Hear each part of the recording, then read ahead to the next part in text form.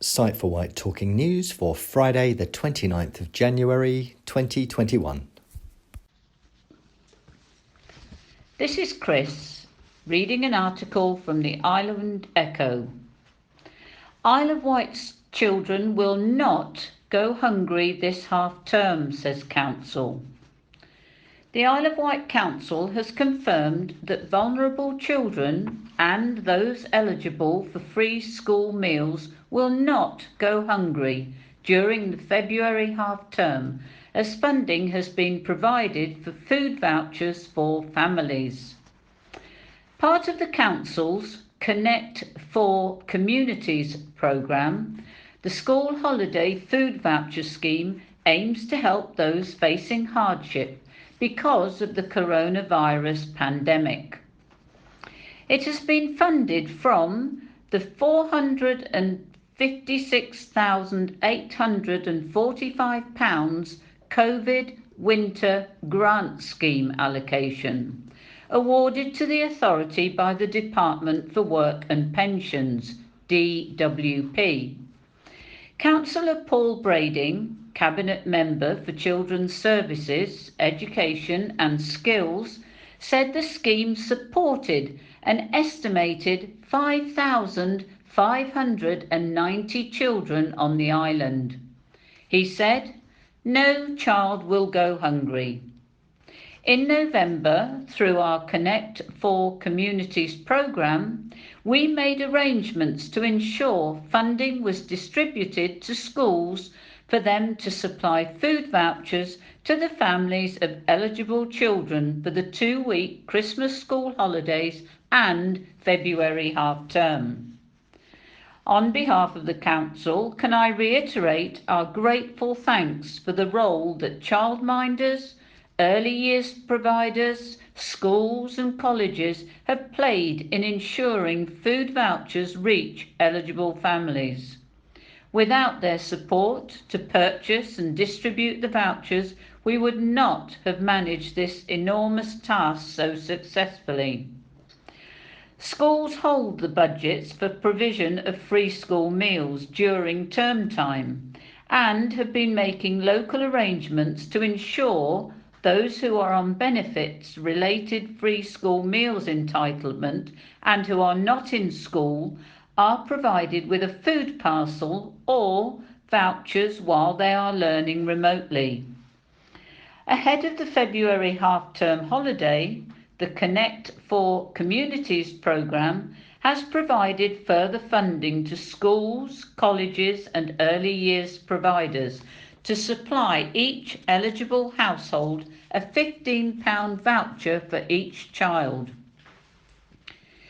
In line with the DWP's funding criteria, food vouchers will be given to all families whose children are eligible for benefits related free school meals, children being supported by a social worker, children receiving early help services from the Council's Family Support Service, 2 to 4-year-olds accessing childcare and eligible for early years pupil premium, and lastly to the 16 to 18-year-olds who were previously eligible for free school meals. Further support was put in place for families over the winter season, with each school being provided with a discretionary grant fund. Schools have the flexibility to use this grant funding to help support families who may not be immediately eligible for other benefits but find themselves struggling financially. For example, where a parent has lost their job due to COVID-19. The money can be used to help families with food and other essential items such as energy cards or tokens to pay fuel bills.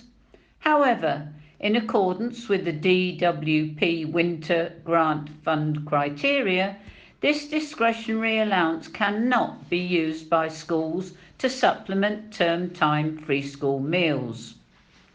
Additionally, the Citizens Advice Bureau CAB, has also been awarded funding by the Council to support families who are experiencing financial hardship and can provide information and advice on the wider range of available support. You can call their advice line on 0800 144 8848, and the offices are open from 9 until 5, Monday to Friday. This is Brian reading an article from the Isle of Wight County Press. We're devastated. East Dean owners announces closure over COVID. School trip getaway and wedding venue East Dean will close its gates for the final time on Friday, just shy of its 100-year anniversary. Its owners say they are devastated that some of the best staff in the world will lose their jobs. Built in 1824 and set in 10 acres of woodland, the mansion is a listed property, best known as a venue for school trips. It has also hosted scores of weddings and generations of island school children. It was formerly the home of poet Algernon Swinburne. Its owners told the county press that they had hoped to be able to reopen and host residential trips in 2021. The Prime Minister announced on Wednesday lunchtime that the reopening of schools would be considered from the 8th of March, 3 weeks after the government's target to vaccinate those in its top priority groups, news that has come too late for the venue. There are no confirmed plans to allow the resumption of school trips, and East Dean says it has not been able to host any bookings in a year due to the ongoing COVID-19 pandemic. They said there was no other option. In a statement, the owners said, East Dean, the all-nat residential outdoor education centre in Bonchurch, will cease trading on January the 29th, 2021. This is confirmed with huge sadness and regret and is a direct result of the COVID pandemic. The centre has not had any school visits since March 2020, and despite all the government's financial support through the JSS and small grants, there is still no sign that the government's ban on residential school visits will be lifted. The current surge in the infection rate and another lockdown period has made it impossible to continue for an organisation which prides itself on providing a safe experience for children. It is particularly upsetting that all staff have been made redundant, most of whom have served East Dean loyally for many years. In addition, it will impact on future weddings, special occasions and charitable events, and all customers are being contacted personally to discuss their individual situations. This is a devastating time for a well-established and highly respected business, which was just 3 years short of its centenary. East Dean has also been a popular venue and community hub in Bonchurch. It was used regularly by the Bonchurch Community Association. Jet ski beach policy on Isle of Wight could be reviewed by Isle of Wight Council. From Isle of Wight Radio. Work to make the Isle of Wight's beaches safer could involve a new policy on the use of jet skis and other powered craft near beaches. The Beach Management Strategy Framework was passed unanimously at the Isle of Wight Council's Cabinet earlier this month and sets the standards such as how frequently and to what extent beaches and slipways are cleaned and how safety of users is ensured.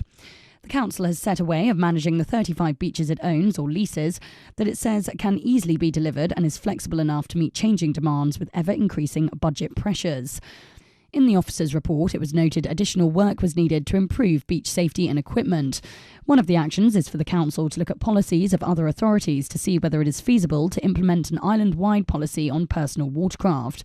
It was also recommended to bring forward the installation of safety marker buoys, subject to funding. Councillor Paul Brading of Lake South said he welcomed the long overdue policy and that it is the starting point to make the island's waters safe. He said, "Long before I became a councillor, there were buoys at the bay at Sandown. There have been lots of instances last summer with water-powered crafts constantly reported as getting too close to swimmers." Councillor Steve Hastings, Cabinet Member for Environment and Heritage, said the island needed clean beaches, good water quality and safe places to swim, and that's what the strategy will prove. Another part of the action plan included formalising the ownership of some of the beaches. They are owned by the Isle of Wight Council but have not got a land title, which would allow for possible future development. This is Michael reading an article from the Isle of Wight County Press. Southern Water reveals its plan for the Ryde sinkhole.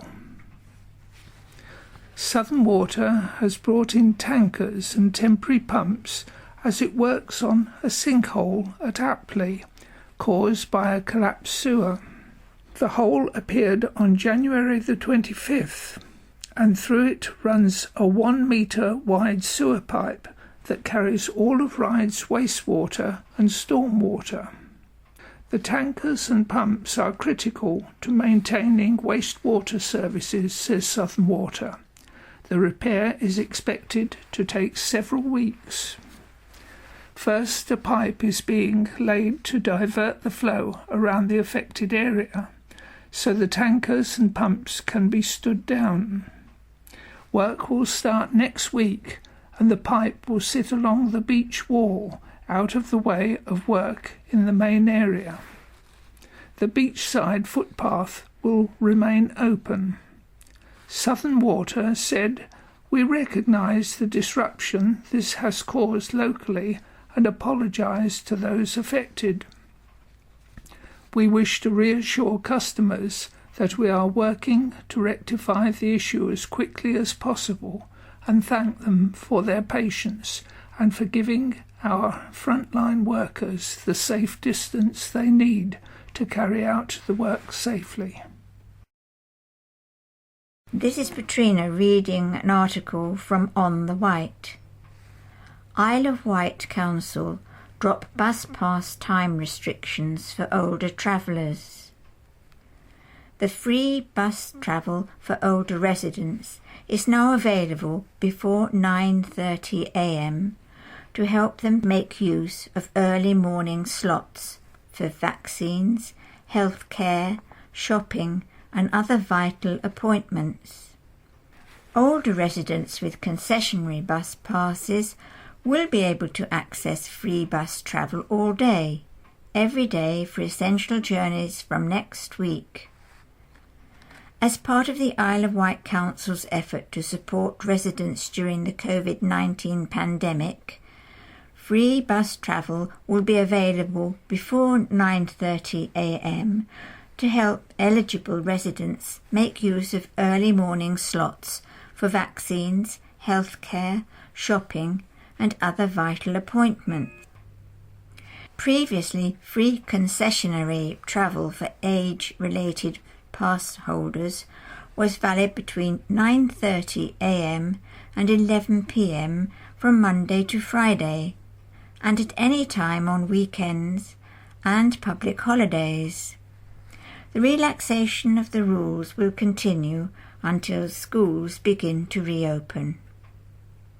Councillor Ian Ward, Cabinet Member for Transport and Infrastructure, said, "The Council is extremely pleased to have reached agreement with our transport partner to extend our support for elderly residents with bus passes.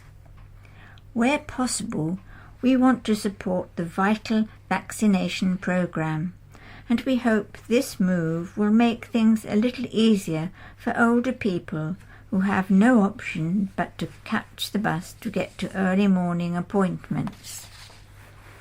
While passenger journeys at peak times remain significantly low due to the current national lockdown, It is very important that everyone observes the guidance provided by the government about social distancing. This means avoiding all unnecessary travel, avoiding and minimizing social interaction between people. If you have no option but to use public transport, you should follow the public transport guidance. Residents are reminded that they must not travel at all if they have been told by the NHS Test and Trace Service to self-isolate, are experiencing any COVID-19 symptoms, are self-isolating as a result of COVID-19 symptoms, or sharing a household or support bubble with somebody with symptoms. If you must make an essential journey, remember these important guidelines. Stay at least 2 meters, 3 steps, away from other people. Wear a face covering over your mouth and nose. Wash your hands often with soap and water for at least 20 seconds. Wash your hands before eating and after coughing or sneezing. Avoid touching your eyes, nose and mouth with unwashed hands. Cover your cough or sneeze with a tissue, then throw the tissue in a bin and wash your hands. Hello, this is Steve reading a story from the Island Echo, headlined 5-hour wait for ambulance after woman breaks ankle on Tennyson Down. A woman had to wait over 5 hours for an ambulance after breaking her ankle on Tennyson Down on Monday, eventually being rescued by Her Majesty's Coastguard. Coastguard officers from the Needles and Ventnor were tasked at 1806 to locate and assist a female casualty who had suffered a suspected broken ankle whilst out walking on Tennyson Down near Freshwater in the West Wight. It didn't take long for the casualty to be located on a steep, muddy path, where she had been for some time. Island Echo is told that the woman had been in situ on the cold ground for around 5 hours, with temperatures plummeting as darkness fell. Once stabilised and packaged, the casualty was recovered by a simple rope system to the top of the down, before a lengthy stretcher carry down to the main road to meet the Isle of Wight ambulance service. Coastguard rescue teams were stood down from the incident by 8:30. On Wednesday, the Isle of Wight ambulance service apologised for the delay in responding to the injured woman. Victoria White, head of ambulance service at Isle of Wight NHS Trust, has said, "We want to extend our sincere apologies for the delay in responding to this patient. During this unprecedented time, the ambulance service is very stretched, and throughout this particular day, we were responding to a higher number of emergency calls than normal and were unable to attend all call-outs within a time we would want. We apologise to the person concerned and wish them a speedy recovery. We continue to urge those needing medical assistance to call NHS 111 first, and, if it is a serious injury or life-threatening incident, please call 999. This is Chris, reading an article from the Isle of Wight County Press. Innovative council partnership brings new beginning for Branston Farm. Work has begun to demolish redundant farm buildings in preparation for the first phase of a project at the Isle of Wight Council's former Branston Farm Studies Centre at Apps Heath. A range of island businesses and organisations have been involved in creating a new £13.6 million scheme, including affordable housing, an outdoor education area, new green space, and a new brewery and visitor centre for Goddard's Brewery. Inspired by the Isle of Wight Biosphere Declaration in 2019, a group of organisations and other local partners have secured funding and planning consents to begin the creation of a new rural area where the biosphere principles of live, work and play can come to life. With a focus on the island's biosphere, about half of the farm site will become a new public green space, which will be open to all and include hedges, new woodland, ponds and an outdoor education area. The Isle of Wight AONB partnership has been leading on the Isle of Wight biosphere and will be one of the first organisations to be based in the new Branston Farm project. Finance for the work has come from the partners and from national funds, with nearly £4 million coming from Homes England and the Solent LEP. The first affordable homes and some of the business units are expected to be ready for occupation in 2022. Cabinet Member for Regeneration and Business Development, Councillor Wayne Whittle, said, "We know around a quarter of all island families struggle to find a suitable home of the right size in the right location.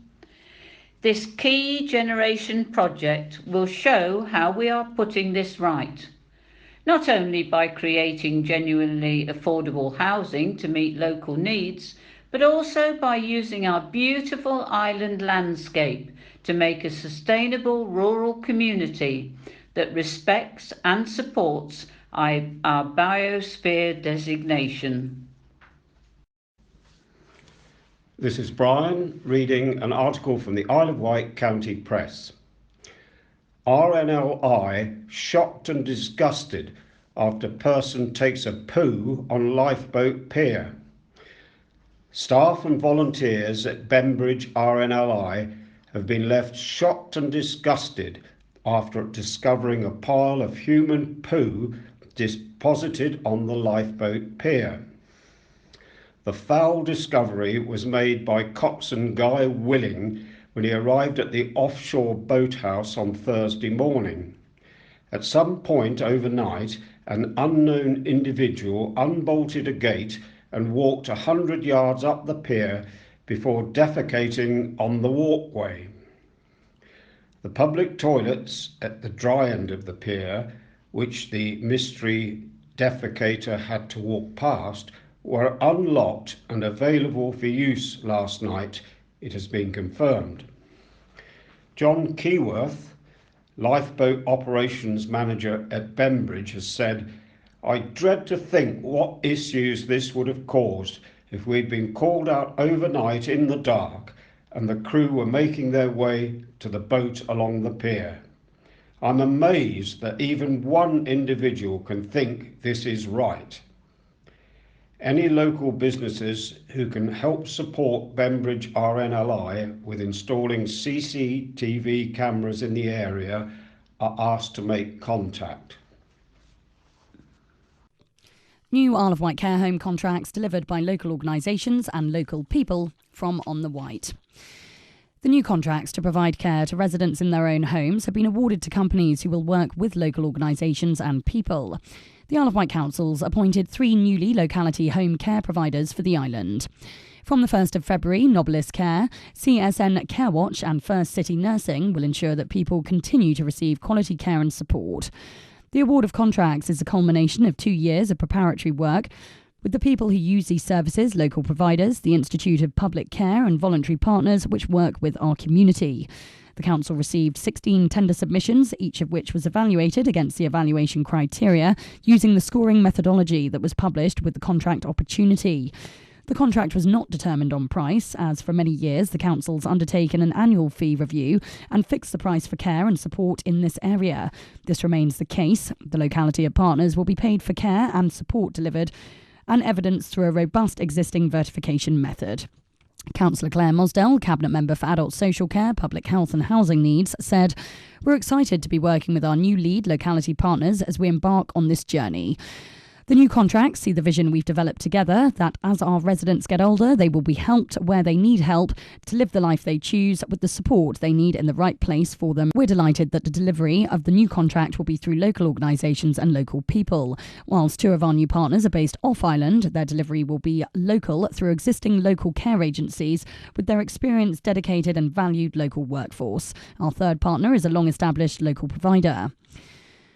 With a 10-year contract term, it's expected our new partners will invest in the island's economy, promoting care as a carer of choice, providing support not only to these people who access their service, but also providing real career development opportunities for their staff. Interim Director of Adult Social Care and Housing Needs, Laura Gordian, said, "We have been developing the new contracting arrangements through a series of pilots for the last 2 years. It's been essential to ensure that these new services are person-centred and meet the needs of our vulnerable residents. A move putting the person at the centre of home care services is long overdue. For our residents to receive services that are based on what they need rather than fixed time slots when care is available is a step in the right direction." This is Michael reading an article from the Isle of Wight County Press. Meet Safi, the free flight macaw, ruling Isle of Wight skies. Sandown resident Katie Balmer has shared the remarkable story of her pet bird, Safi, thought to be the only free flight trained macaw on the Isle of Wight. Katie says Safi became a part of the family at 12 weeks old, and from the very first day she arrived, she has been training her for free flight. I had 2 experienced online mentors who helped and supported me through the initial training, said Katie. I used a lot of my knowledge of training dogs, which was transferable to macaws.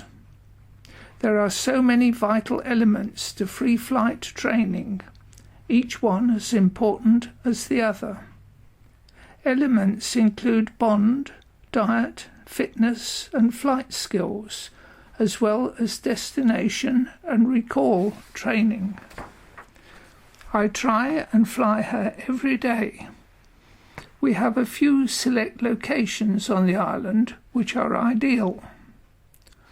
Despite Safi's obedience and propensity to return, Katie says free flight is not without its risks.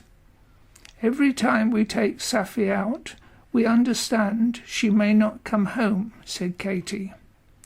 We've never lost her before, but that's not to say we never will.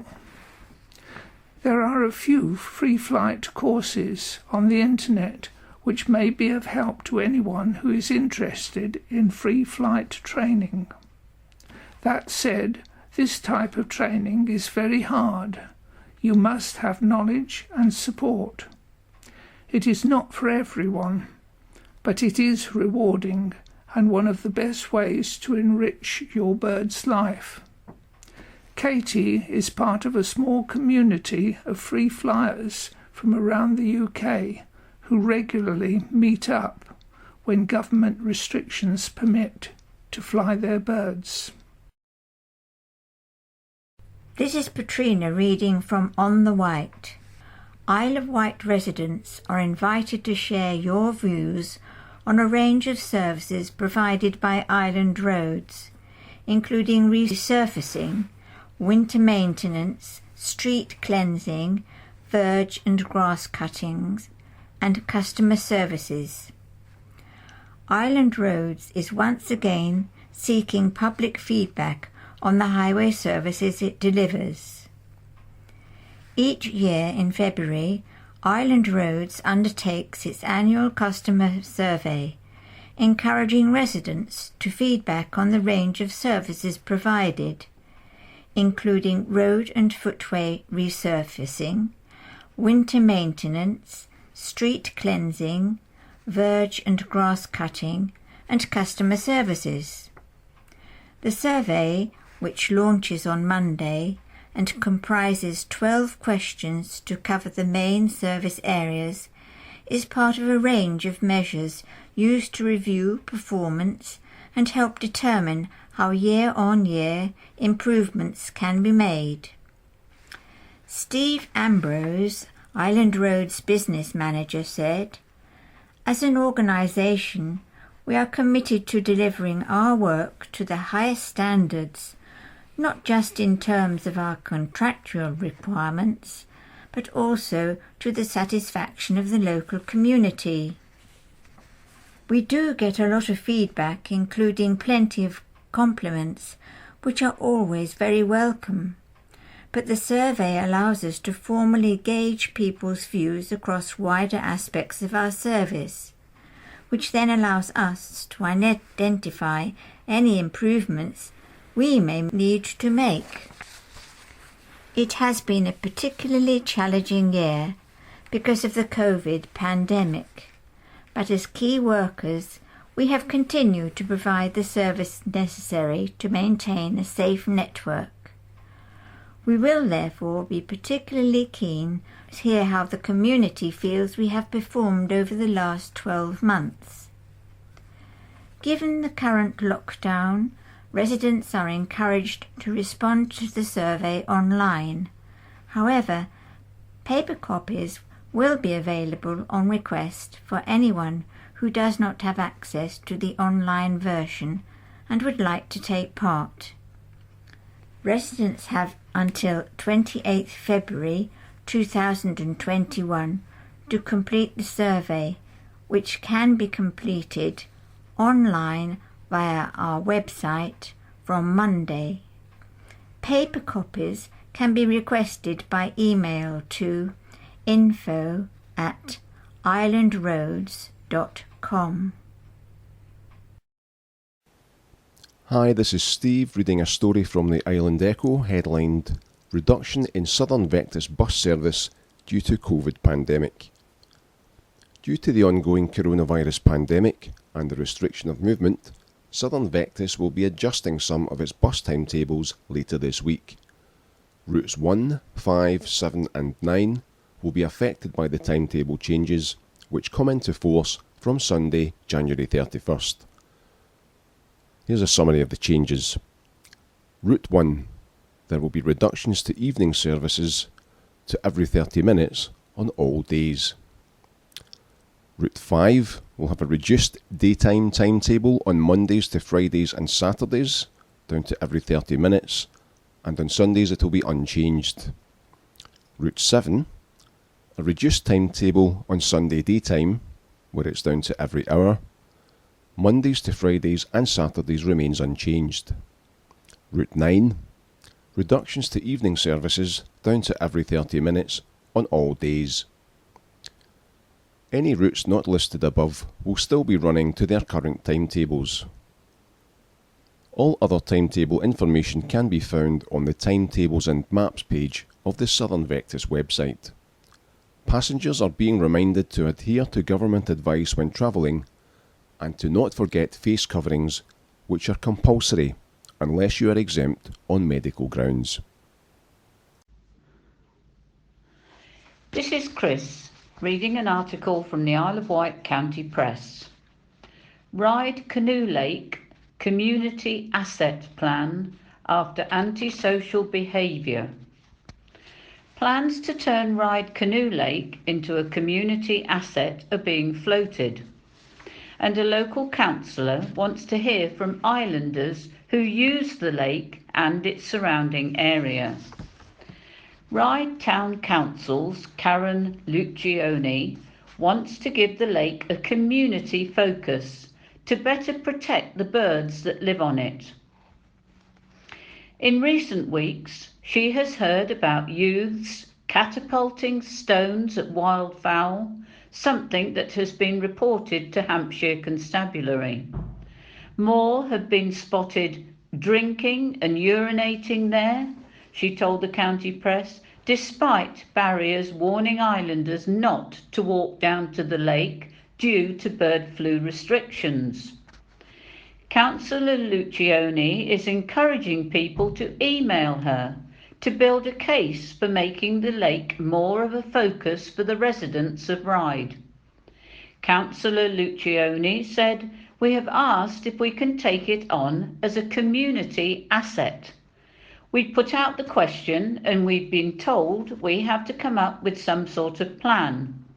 It would be good if people could come to me if they're interested in doing something like that. By turning it into a community asset, we would be able to introduce bird feeding regimes to make sure they're fed properly and watched properly. I would like to see the banks not cut back as much, and it would be nice to hear from people who know about wildlife. It has to have some sort of community use as well, and it would be nice to get the fountain working again. Contact Karen at karen.lucioni, which is Lucioni, at rydetowncouncil.gov.uk. The footpath around the canoe lake, which is adjacent to the waterside pool, is currently cordoned off after a dead mute swan was found to have avian flu in December. This is Brian with an item from Isle of Wight Radio. Football golf could come to Isle of Wight's Tapnell Farm Park. Football golf could be coming to Tapnell Farm Park. The site on Newport Road near Freshwater is asking planners for permission to change the use of one of its fields into an 18-hole football golf course. The course would span 6.92 acres, and planning agents BCM say there would be no material change to the look of the grassland apart from the mowing of the actual holes. The tourist hotspot is adding the new attraction to create something that can be used during the COVID pandemic when it is safe and legal to do so, as the course and those working on it can ensure social distancing in a large outdoor entertainment area. Agents said the farm was considering the attraction to improve the tourism economy. The football golf course, if approved, would be the first one on the island. Public Bridleway Y10 runs across the proposed course, but should be accessible to the public.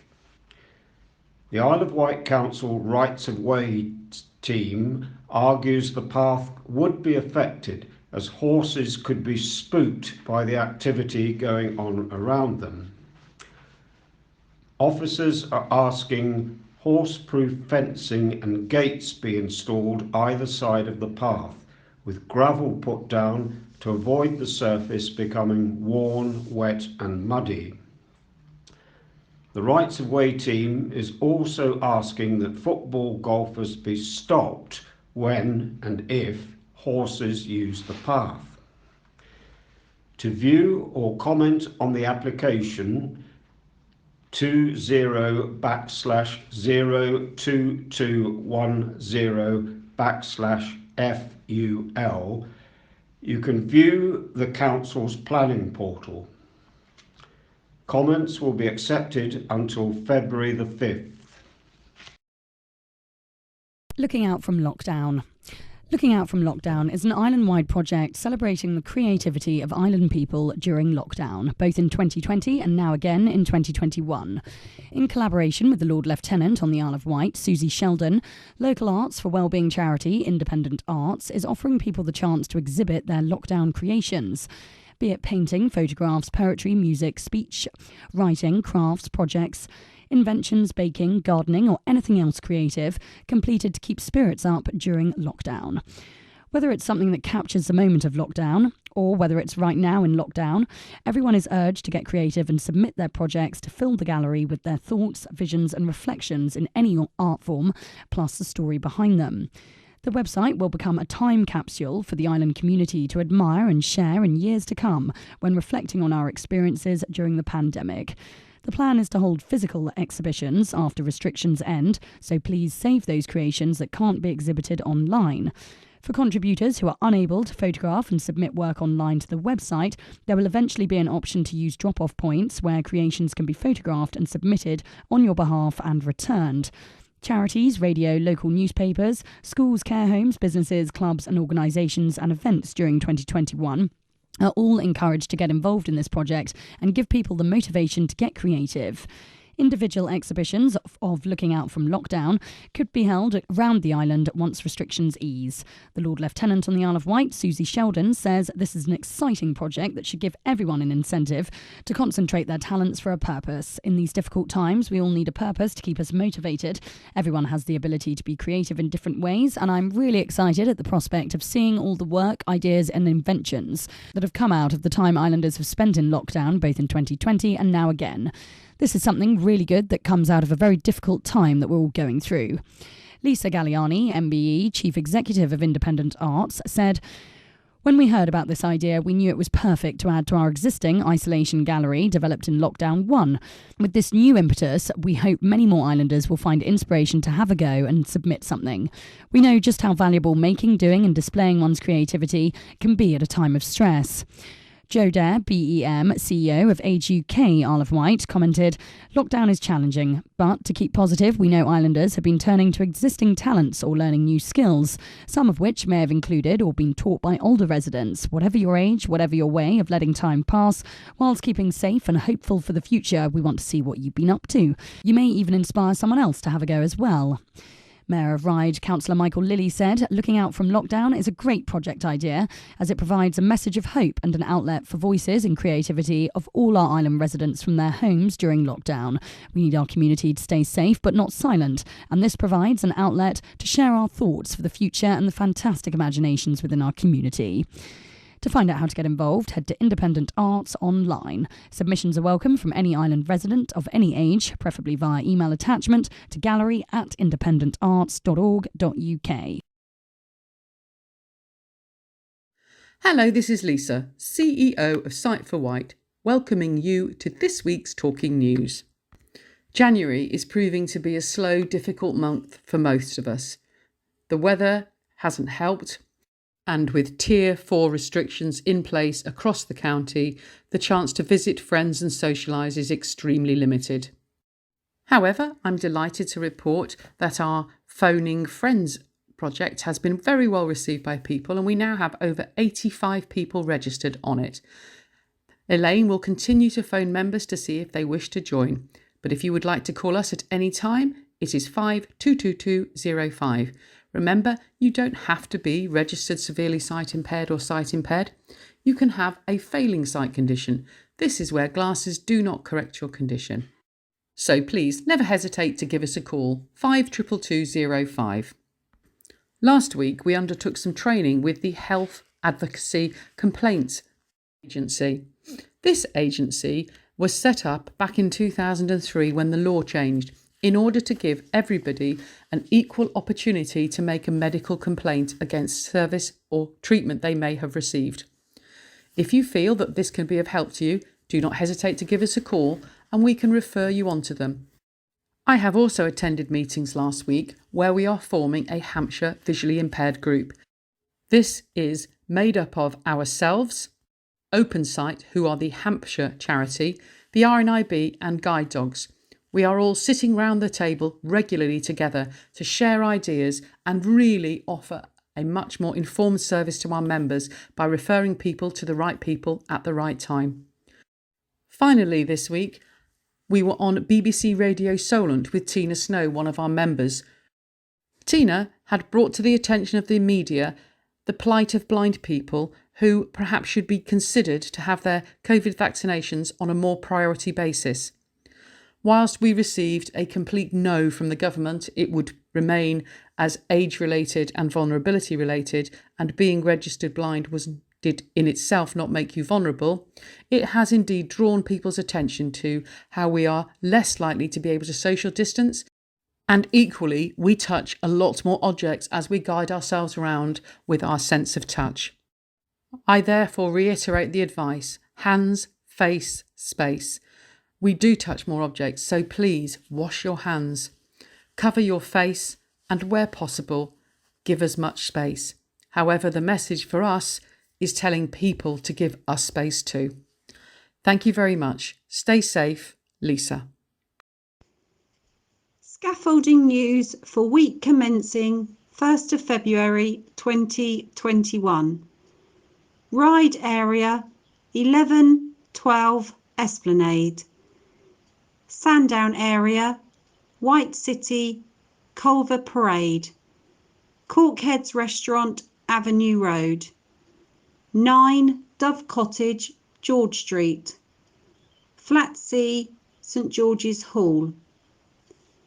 Yarmouth area Harwood Yacht Chandlers St James's Square. King's Head Quay Street. Grove Cottage St James's Street. Cowes area Carphone Warehouse High Street 31 Cross Street. East Cowes area The Lunchbox 1 Clarence Road. Ventnor area Co-op Pier Street 158 High Street. Newport area 100 High Street. Halifax High Street. Godshill area Woods Kitchen High Street. Skip news Yarmouth area Loveshaw House High Street. Sandown area 31 Station Avenue. Sandown Pier Sandown Esplanade. Seaview area outside of Woodlands Ryde Road. Sight for Wight would like to thank you for listening to this week's edition of the Talking News. We would also like to thank our volunteers for reading, and a particular thank you to the Isle of Wight County Press, On the Wight, Island Echo, Isle of Wight Radio and Vectis Radio.